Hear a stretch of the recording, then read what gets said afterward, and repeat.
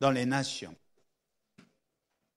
Que tu prennes mes enfants, que tu les sautes sous la domination du diable et que tu le mettes sous la domination de Dieu. Et alors voilà, faisant ces voyages, apôtre Paul, il va arriver, ici comme la Bible nous dit, à Athènes. Je commence directement par le verset 23. Car en parcourant votre ville et en considérant les objets de votre dévotion, j'ai même découvert un autel avec cette inscription: à un Dieu inconnu. C'est que vous vénérez sans les connaître. C'est ce que je vous annonce. Un Dieu inconnu. Oui, c'est vrai. Les gens d'Athènes avaient une grande croyance à une divinité. En lisant le livre des Romains, nous pouvons constater quelque part, Dieu a mis en nous la pensée de l'éternité. Que tu as déjà entendu la parole de Dieu, que tu ne l'as pas entendu, quelque chose dans nous, même caché dans le fond des ténèbres, même dans la brousse, même dans les forêts, comme les Indiens dans l'Amazonie, là où ils sont, on peut dire que ce sont des peuples qui n'ont jamais entré dans la civilisation, mais en eux, Dieu a mis la pensée de l'éternité. Donc, si tu vas là-bas, tu vas les trouver en train d'adorer des idoles, des choses, mais leurs pensées, ils se disent toujours, il doit exister un Dieu. Peut-être que pour les gens d'Athènes, c'était un peu plus fort. Ils ont pensé qu'il devait y avoir beaucoup de dieux. Donc, il y avait un dieu pour les poissons, il devait y en avoir un pour les vaches, il y avait un pour les chèvres, et c'est pas possible. Bon, ils ont tellement fait des représentations d'argile, d'airain, de bronze, qu'en fin de compte, en se réfléchissant, non, il doit nous échapper quelque chose. Un Dieu qu'on a oublié. Alors, faisons-lui ces statues-là. Et là, ils ont marqué à ces dieux inconnus. Et alors, c'est là où l'apôtre va s'arrêter. Et quand il regarde, le Dieu inconnu. Et les gens sont venus le trouver, mais qu'est-ce que tu fais là? Je veux vous parler de ce Dieu que vous ne connaissez pas. Ce Dieu-là. Quelle est la différence entre nous et les gens d'Athènes? Quelle est la différence? Si je prends cette histoire et je mets ça à part, et que je regarde dans le livre de Jean, n'est-ce pas presque la même chose quand Jésus va prononcer aussi? Dans le livre de Jean, chapitre 4, une fois Jésus était avec les disciples, mais il les a précédés. Et en marchant, voilà qu'il se trouve avec une femme samaritaine que nous connaissons l'histoire. Et Jésus va lui parler. Et là encore, il y a ce mystère qui apparaît. Parce que nous connaissons la réponse de la femme qui, après avoir vu Jésus semblait être un prophète pour lui. Il a vu et dit, nous adorons dans les temples sur la montagne. Et ça, c'est le puits de Jacob. Et toi, tu es juif. Mais Jésus dit, le moment est venu, que les vrais adorateurs n'adoreront plus ni sur la montagne, ni ce qui était de coutume pour le Moïse qui croyait à Dieu. Ce qui était aussi la coutume pour tous les croyants de ce moment-là.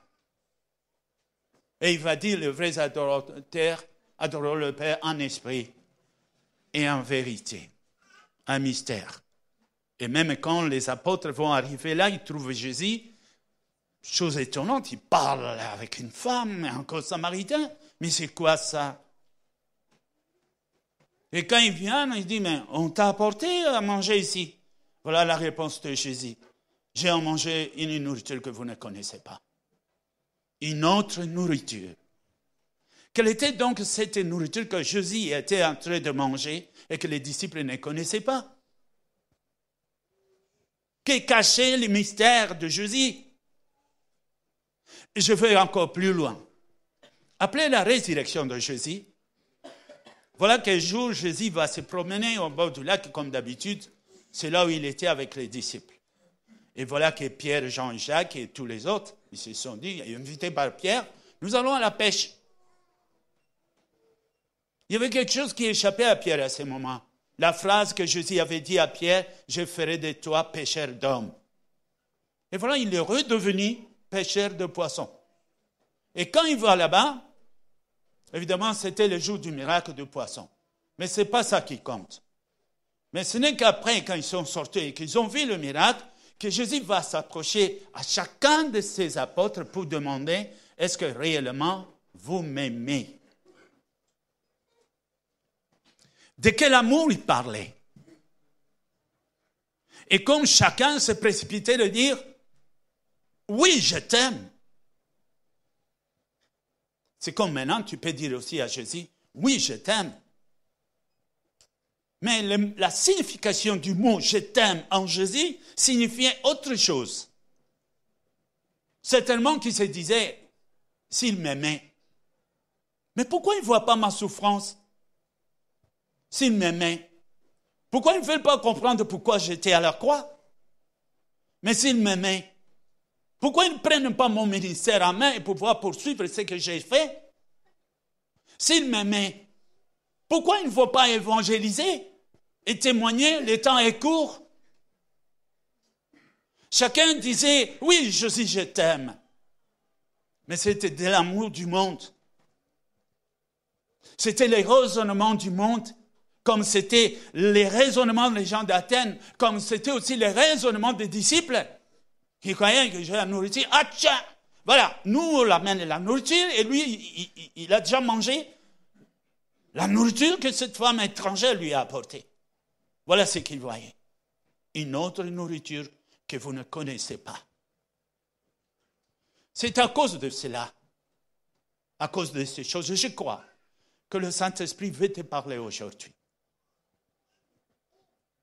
Le livre de Nicodème nous disait aussi, quand Nicodème est venu trouver Jésus-Christ, pour dire, il était observateur en tout cas, j'ai suivi de près ce que tu dis. J'ai écouté ton message. Je crois que tu viens de Dieu. Ça, c'est sûr. Mais dis-moi, comment on fait pour entrer dans le royaume? Et voilà, Jésus va dire, ce qui est de la chair est de la chair. Et ce qui est de l'esprit est de l'esprit. Encore là, un mystère. Et il va dire à Nicodème, il faut naître de nouveau. Naître de nouveau. Et Nicodème, dans sa première réflexion, c'est de naître encore de ma mère. Non, Nicodème. Ce qui est de l'esprit est de l'esprit. Et ce qui est de la chair est de la chair. Le corps que tu portes et dont tu regardes chaque fois dans ton miroir est juste la copie de tes parents. Il te faut l'image céleste. Et l'image céleste, c'est celui-là qui est de Dieu. C'est cette image-là qui participera à l'enlèvement. Quand la chair est poussière, elle rentrera la poussière. Et quand il a dit ça, naître de nouveau, j'ai voulu qu'ensemble, aujourd'hui, nous puissions un peu réfléchir. Parce que quelqu'un peut me dire, « Pasteur, je suis chrétien. » Beaucoup d'ailleurs, ils ont des difficultés à dire chrétien, croyant. Et d'autres se limitent tellement quand dès que tu lui demandes tu es chrétien, je suis chrétien catholique, trait d'union catholique, trait d'union protestant, trait d'union orthodoxe. Ça veut dire tout simplement que tu n'as rien compris. Tu annonces ton message, je ne comprends rien dans ces choses. Naître de nouveau nous envoie aujourd'hui à revenir en arrière. J'ai donné un témoignage, je crois, j'ai déjà ici plusieurs fois dans ma vie, que quelqu'un m'appelle pour me demander, pasteur, il y a un verset qui m'échappe. Alors quand il me dit, le verset m'échappe, moi je dis tout simplement, il te manque la révélation de ce verset. Tu lis comme je lis, moi je lis comme tu lis, mais j'ai quelque chose que tu n'as pas. Parce que dans le livre de Deutéronome, je crois, 29, verset 4, Dieu disait quelque part, il dit, le peuple Israël tel qu'ils étaient là, Dieu ne leur avait pas encore permis, il ne les avait pas encore ouvert les yeux pour qu'ils comprennent, qu'ils n'avaient pas encore disposé le cœur. Isaïe l'a répété plusieurs fois.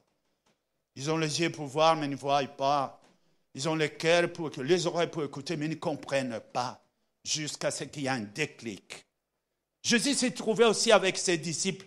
La même histoire est arrivée.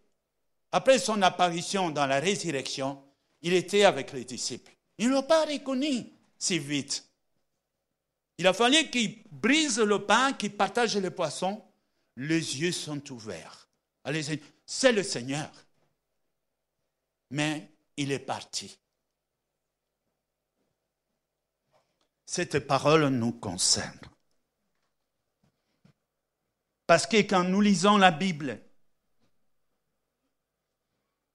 je peux dire qu'il y a plusieurs façons de lire.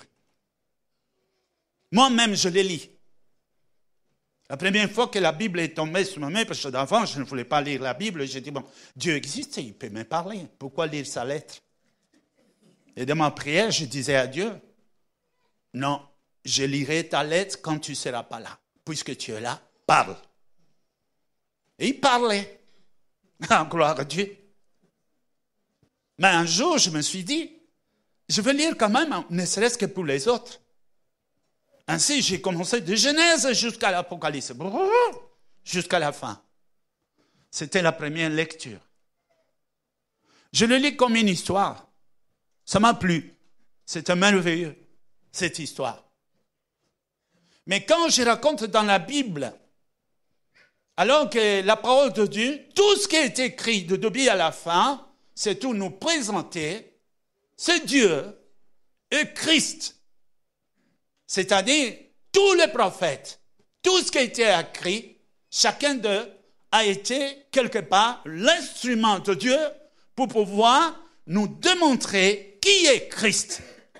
Dans les écrits de Genèse, dans le livre Pentateuque, partout où on passe, si nous lisons dans l'esprit que je cherche à comprendre qui est Christ, tu le verras. Parce qu'il est dans Genèse, il est dans chaque livre. Quand on parle de Dieu, par exemple, Dieu a créé, on parle aussi de Jésus. Quand on parle faisons l'homme à notre image, il est l'image de Dieu, l'image visible de Dieu invisible. Quand on dit crée, et pourquoi alors Colossiens va dire tout a été créé par lui et pour lui? Quand on dit au commencement était la parole, ok, mais Jésus est la parole de Dieu, c'est dit à l'Apocalypse. Quand je regarde Moïse, le serpent de bronze, mais c'était le Christ. Et quand Moïse frappait les rochers et tout ça, mais ces rochers étaient le Christ. L'eau qui jaillissait, c'est l'eau de la parole qui a abrégé la manne cachée. Mais c'est le pain que nous mangeons aujourd'hui. Jésus s'est faufilé dans toutes les Écritures. Tu peux lire et survoler toutes les Écritures et ne rien comprendre en ce qui concerne Christ si la Bible est pour toi un livre d'histoire. Et tu ne verras rien. Ta bénédiction, ta vie, ta bénédiction pour toi, ta maison, tes enfants, de tes enfants, se cache dans la parole de Dieu. En elle, tu as la vie. Si tu as lu ça de cette façon, alors tu as lu quelque chose que vous ne connaissez pas. J'ai donné un témoignage qu'il y avait une personne qui a fait les études universitaires, qui par la suite s'est converti au christianisme, c'était un Chinois. Il a fait l'université et il avait vraiment envie d'apprendre beaucoup de choses. Et quand il est arrivé, il a trouvé une prédication dont Jésus disait « Je suis le pain de vie. Celui qui vient en moi aura la vie. » Et la manière dont il a suivi l'évangile, il a dit « Mais cet homme, certainement, il n'a pas lu le message de Darwin. Comment il parlait comme ça? » Et alors il est venu carrément demander au pasteur, il dit « Mais je ne comprends pas. Tu es en train de dire que nous devons chercher les arrêts de notre vie, les arrêts de notre système. afin que nous apprenions à corriger, à marcher selon la volonté de Dieu. Et là-dessus, tout ce que nous avons à voir et nous appuyer, c'est la foi. Est-ce que tu as déjà vu Darwin et tout ce qu'il a écrit pour nous appuyer à cela? Alors le pasteur a dit, va lire la Bible. Ah ben si c'est ça, il a pris toute la Bible, il a fini. Et puis il est revenu. Il dit, mais je n'ai rien trouvé. Ouais, je t'ai dit de lire la Bible. Je lis toute la Bible. Tu la lis avec ton intelligence, non pas avec le cœur. Lire avec le cœur. Qui veut rencontrer Jésus va le chercher de tout son cœur. Jésus n'est pas un produit d'hasard. Jésus est le trésor divin. Jésus est ce que Dieu a le plus cher qui puisse exister. C'est l'image visible de sa personne. Jésus. Mais Christ a payé le prix avant qu'il vienne chez toi. Avant que tu l'écoutes. Parce que je présume, tous ceux qui sont ici, dis-toi, tu n'es pas venu par toi-même. Ça, je te confirme là. Parce qu'il s'est dit, nul ne peut venir à moi, disait Jésus, si le Père ne l'attire. Dieu t'a vu. Peut-être tu pleures, peut-être tu te lamentes, peut-être tu souffres quelque part, tu te poses des questions, mais je ne comprends pas ma vie. Peut-être que tu as crié, est-ce qu'il existe-t-il un Dieu? Peut-être que tu l'as appelé Allah, ou que tu criais, Bouddha, parle-moi. Ça n'a pas de sens tout ça. Mais si c'est Dieu que tu cherches, le Dieu de la vérité, il va te conduire au pied de Jésus. Parce que tout ce qui parle de Dieu, si tu le cherches vraiment, tu finiras par découvrir le Christ. Parce que c'est lui qui est le seul, le médiateur, qui est là et qui se met entre nous et le Père. Rien ne peut aller vers le Père si ce n'est par Jésus-Christ. Et rien ne descendra du Père si ce n'est par Jésus-Christ. Car Dieu l'a établi comme chef suprême de l'Église. Et il est Dieu. Je reviens donc là-dessus. Le frère témoignait ici ce matin, quand j'ai reçu mon baptême, j'étais content. Et je me disais, au fait, je suis chrétien. Et c'était tout. Et c'est ce que beaucoup pensent ici. Je suis déjà chrétien. Je viens à l'église, et pour bien faire, je suis membre de chorale. Et pour bien faire, c'est moi ceci, c'est moi cela. Je suis toujours présent à l'église. C'est une bonne chose. Mais ça ne sera pas bien si tu es là seulement d'une façon superficielle. Parce que nous avons des sacrifices à faire. L'église peut prendre ton temps. L'église peut t'occuper. L'église peut avoir besoin de temps, autant tu auras à partager ta vie de la maison et avec celle de l'église. Et alors à ce moment-là, ce sera un sacrifice. Si tu n'as pas de raisons sérieuses, si tu n'as pas compris des raisons sérieuses de l'appel de Christ, si dans toi les sentiments de Jésus-Christ ne t'habitent pas, si la parole de Dieu n'a pas trouvé sa place là dans ton cœur, si la révélation de l'appel de Dieu n'a pas été comprise, si en lisant la Bible, tu as toujours vu que l'histoire de la Bible concerne les autres et jamais tu ne t'es dit, c'est question de moi. Parce que quand on lit la Bible, on regarde toujours, ah tiens, ici on parle de tel, on parle de Jacob, on parle de ceci, on parle... Sauf, tu ne dis jamais qu'il est question de moi. Jésus, avant de commencer son ministère, dans l'Hébreu 10, je crois, ça commence quelque chose dans 4, je crois 5, il va dire à Dieu, après avoir dit que tu n'as voulu ni sacrifice ni offrande des animaux, tu m'as formé en chair, tu as fait de moi un homme. Et je lis dans le rouleau de livres, à ce moment, ce n'était pas la Bible, c'était le rouleau de livres. Je regardais, il est question de moi. Il est question de moi. Alors, s'il est question de moi, ça change tout. Un avocat était un jour dans ma prédication, et elle était assise là, depuis longtemps, je la voyais, mais un jour, il m'a dit, pasteur, avec tout ce que tu dis, ça change tout. Moi, je dis, ça change quoi? Mais j'ai misé toute ma vie à l'école pour être avocat. Mais d'après ce que j'entends maintenant, tout dépend de Dieu. Ce n'est pas parce que tu cours et que tu es le premier, que tu cours vite, que tu arriveras le premier. Ce n'est pas parce que tu as un bon lit que tu vas bien dormir. Tout est dans les mains de Dieu. Alors il m'a dit, tout est à revoir. J'ai dit, effectivement, tout est à revoir. Tu dois t'appuyer sur Dieu. Mais Dieu nous invite à aller plus loin. La paix de Christ ne peut pas seulement se limiter à dire, oui, je viens à l'église et voilà, c'est tout. Non, tu dois être imprégné dans la vision. Tu dois être imprégné dans le service et comprendre qu'il est question de toi. Si nous sommes à 10 et qu'on nous dit, on va transporter cet instrument à 10, je ne veux pas y mettre ma force. Ils sont 10, oui, je veux faire ça. Parce que pourquoi? Il y en a un là, un là, un là, un là. Mais il n'en sera pas autrement si je savais que je suis seul. La parole de Dieu veut que nous ayons les deux pieds dans la parole. Et quand tu agis, n'agis pas par rapport que non, on est 50, donc divisé par 50, bon, je fais ma part. Non. Chacun est fils tout entier dans le corps de Christ. Et si nous mettons tous en service à 100%, il y aura encore du travail. Ceux qui ramassaient la manne, ceux qui en avaient plusieurs, ils en avaient pris trop, ça n'a jamais été trop. Et ceux qui n'en avaient pas, ça ne manquait pas non plus. Regarde l'appel de Christ. Quand il rencontre les premiers apôtres, il trouvait des gens comme Matthieu, il était là assis. Tu vois, le péage ancien, c'était... ça rigolait pas. Hein?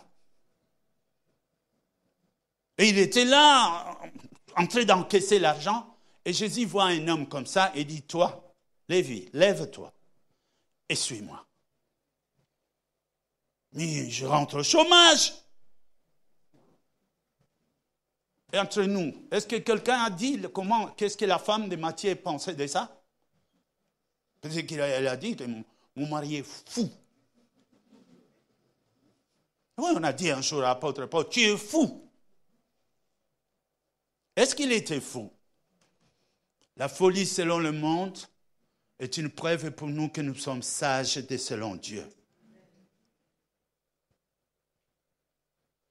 Nous devons avoir une justification. Je dois savoir expliquer ma foi. La Bible nous dit, ayez en vous les sentiments qui étaient en Jésus-Christ. Apôtre Paul, incrédule, apôtre Paul, peut-être un pharisien, l'antichrist, c'est tout ce qu'on voulait dire. Mais le jour qu'il a rencontré Christ, il est allé jusqu'à dire, ce n'est plus moi qui vis. Il n'était pas, personne ne le pressait. Mais il est arrivé à prononcer ces phrases parce que il a senti dans lui, son existence en lui-même était nulle. Et que sa connaissance en lui-même était nulle. Et même en voulant servir Dieu comme il le voulait, il ne pouvait pas le faire. Il avait donc besoin d'être habité et devenir une possession de Dieu pour qu'il soit l'instrument de Dieu. À la fin, il va conclure, ce n'est plus moi qui vis, mais c'est Christ qui vit en moi. Les temps sont mauvais. J'ai un petit témoignage ici, excusez-moi, j'ai mis ça en écrit. Il y a parmi nous une sœur avec sa famille. Alors qu'ils venaient à l'église ici, ils ont pris le train et sur la route, dans les trains d'ici, ils ont vu 5 personnes qui sont entrées, Barbie et tout ça. Et ils ont commencé à menacer les gens de train, tout le monde. C'est quoi ta religion? Toi, tu viens où? Et quand il m'a dit ça, ça m'a trouvé. Je lui ai dit, mets ça moi en écrit. Je voulais montrer ça au pasteur aussi. Et je me suis dit, les temps sont vraiment mauvais. Nous avons besoin d'un plus de ce que nous avons. Que ceux qui se disent, je sais, Dis-toi maintenant que tu ne sais pas. Parce que le Seigneur est profond. Il est large. Il s'étend de ses côtés, de l'autre côté, d'avant et derrière. Quand nous agissons, ce n'est pas nous. C'est le Saint-Esprit qui agit. Vous comprenez? Mais le Saint-Esprit doit être libre. Je dois lui être habitable. Donc, il peut pas y avoir une rivalité dans ma vie, une autre divinité, qui fera en sorte que ça lui gêne. Quand il aura envie, par exemple, de m'utiliser d'une manière ou d'une autre, il n'y aura pas d'obstacle, ni d'autres raisons de dire non, je ne peux pas parce que. Notre Dieu est jaloux. Il est jaloux. Excusez-moi de vous dire, Jésus disait quelque part, dis tout au Père, ça sera pardonné, frappez le Fils, crucifie-le peut-être, il te sera pardonné, mais ne touchez pas au Saint-Esprit. Le Saint-Esprit est la personne divine la plus sensible. Quand il y a une moindre incrédulité, un doute, ou quelqu'un qui joue et qui se manque de Dieu, le Saint-Esprit se tait. Voilà Jésus qui fait des miracles. Jésus. Et il va ouvrir les yeux d'un aveugle, mais il voit le monde incrédule, il dit, sortons de ce lieu ici. Il l'a mené au bout du village. Pour la première fois, il va intervenir 2 fois. La première fois, qu'est-ce que tu vois? Je vois les hommes, mais c'est comme des arbres. Deuxième fois, je vois, n'entre plus dans ce village. Va. C'est que beaucoup ne comprennent pas. Nous avons besoin de la puissance de Dieu. Parce que la parole seule ne suffit pas. Nous avons besoin de témoignages. Nous voulons voir aussi la main de Dieu. Parce que le témoignage de Dieu est plus grand que celui des hommes. Nous pouvons parler, mais tout le monde peut parler. Mais si nous parlons par l'Esprit et que l'Esprit témoigne, notre témoignage sera plus grand. Et alors les gens se convertiront. Ce qui signifie, en d'autres mots, nous avons besoin du Saint-Esprit. Le Saint-Esprit est saint. Avant qu'il vienne chez toi, il faut que tu sois habitable. Et pour être habitable, il doit y avoir une repentance sincère, la séparation entre ce qui est du monde, ce qui est de la chair et ce qui est de l'esprit. Si ces choses ne sont pas faites, si ta repentance était de 10%, tu empêches le Saint-Esprit d'agir pleinement. Il est difficile de porter un enfant qui se rebelle, qui ne fait pas qu'on le porte. Quand on tend les mains vers l'enfant, l'enfant lève aussi les mains pour faciliter. Il doit y avoir une collaboration entre l'enfant et la mère. Mais si l'enfant refuse, tu vas le prendre par les pieds. Ça ne va pas aller. Tu vas le prendre par la tête. C'est ce que nous sommes, au fait. Cette parole nous demande, il y a quelque chose que nous ne connaissons pas. Il y a quelque chose qui nous échappe encore.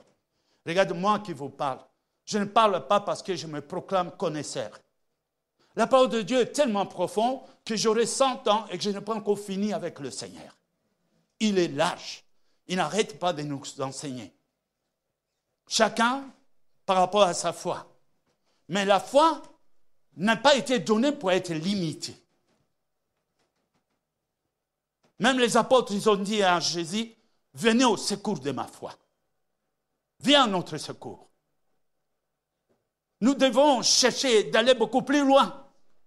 Nous devons comprendre comme les apôtres, ils sont allés à la pêche et toute la nuit, ils n'ont rien eu. Et Jésus a dit, allez dans les eaux profondes. Allez en profondeur et vous allez comprendre. Christ est le trésor caché. Ce n'est pas sous la surface.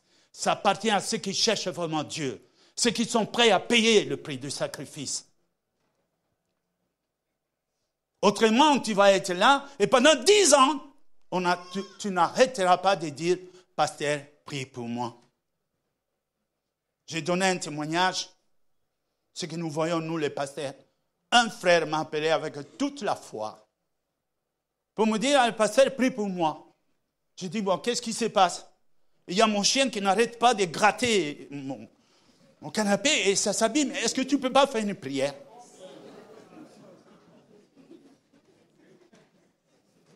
Vous savez, c'est terrible, hein? Là, je dépose un peu le téléphone, j'ai dit, bon, ça y est, et j'ai dit à Dieu, qu'est-ce que je te fais, Père?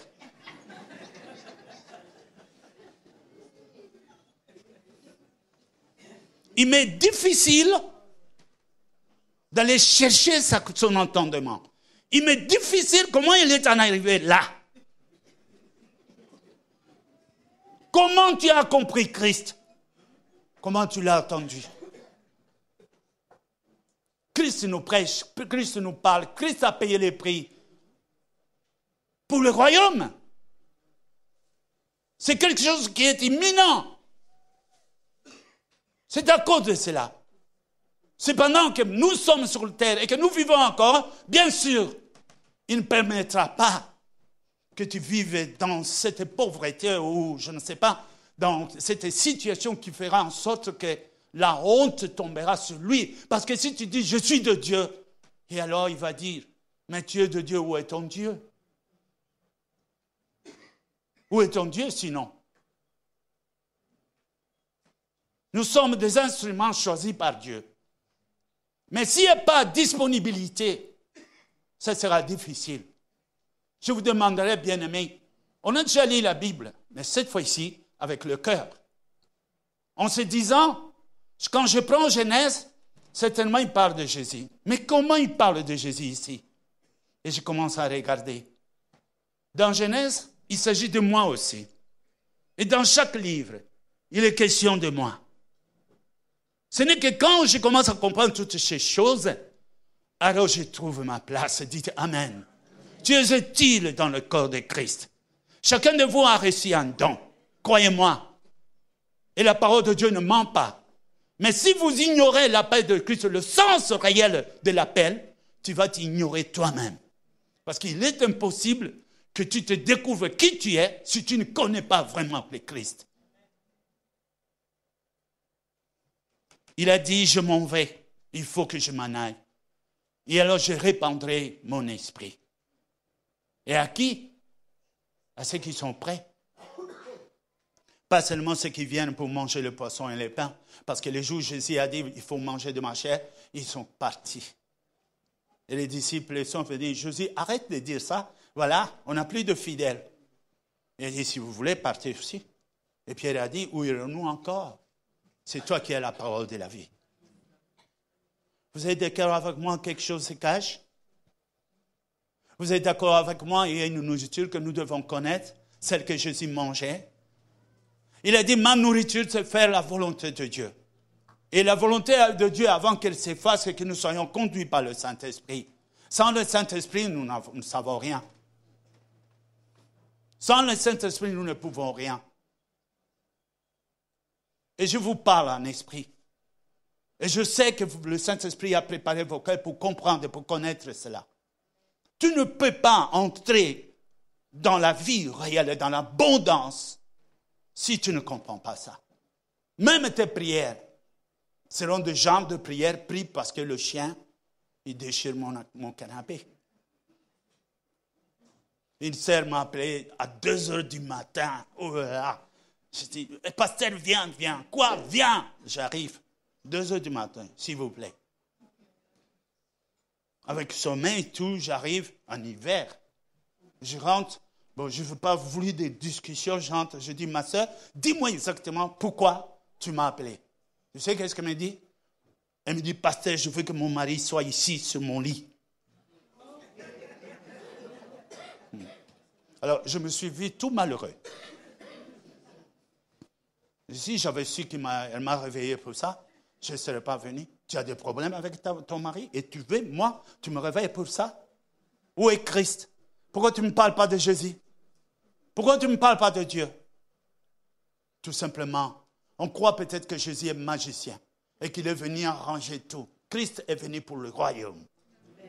Christ travaille avec ceux qui le cherchent vraiment. Christ travaille avec ceux qui s'efforcent à le découvrir.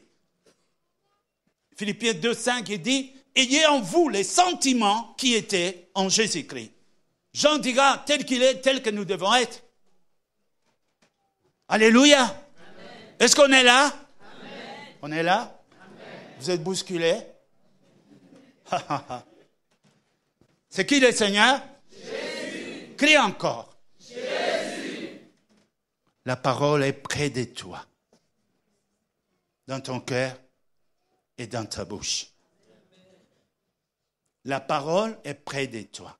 Si tu ne me viens pas, monsieur pasteur, arrête-toi, je veux. Écoute, c'est dans ton cœur et dans ta bouche.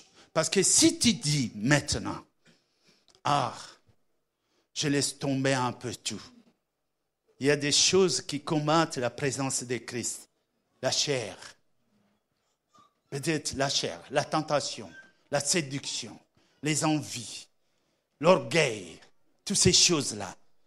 Si tu te regardes comme mort à cause de Christ, puisque la parole de Dieu dit, si nous sommes même plantes avec lui, nous aussi, nous rentrerons dans la gloire ensemble avec lui. La parole de Dieu, si nous mourrons avec lui, nous serons en résurrection aussi au lui.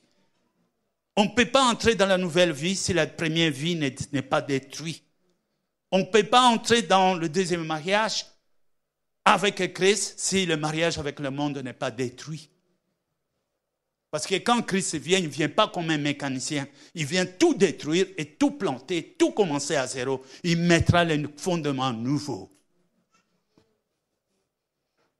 Nous pouvons nous lever au nom de Jésus.